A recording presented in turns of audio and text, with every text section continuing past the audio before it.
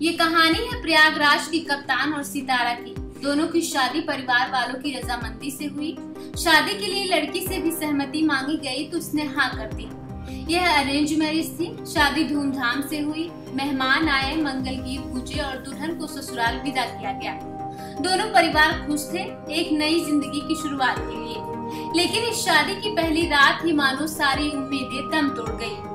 कप्तान बताता है कि सुहाग रात के दिन सितारा ने न सिर्फ दूरी बनाए रखी बल्कि उसे सीधे शब्दों में धमकी दी, छूना मत वरना खुद को खत्म कर लूंगी या तुम्हें मार दूंगी। यह सुनकर कप्तान सन्न रह गया।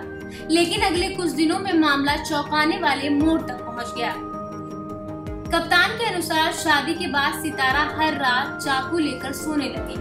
उसने सख्त चेतावनी दी कि यदि वह नजदीक आया तो या तो वह खुद की जान ले लेगी या उसे मार देगी। यह सब इतनी गंभीरता से हुआ कि परिवार भी धीरे धीरे अंशकित होने लगा। एक दिन कप्तान को सितारा के व्हाट्सएप चैट के बारे में पता चला।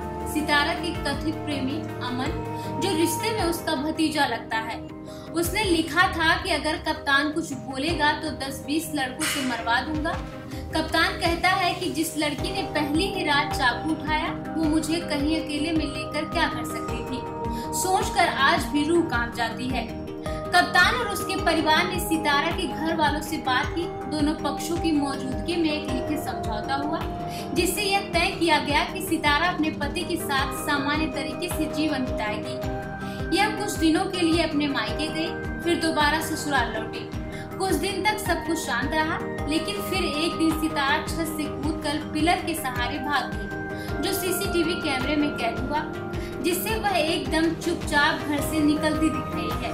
उसके बाद से वह वापस नहीं लौटी। कप्तान की माँ जब इस घटना को याद करती हैं, तो आंखों से आंसू थमते नहीं हैं। वह कहती है कि अगर मेरे बेटे को कुछ हो जाता तो मैं क्या करती, मेरी तो दुनिया उजड़ जाती।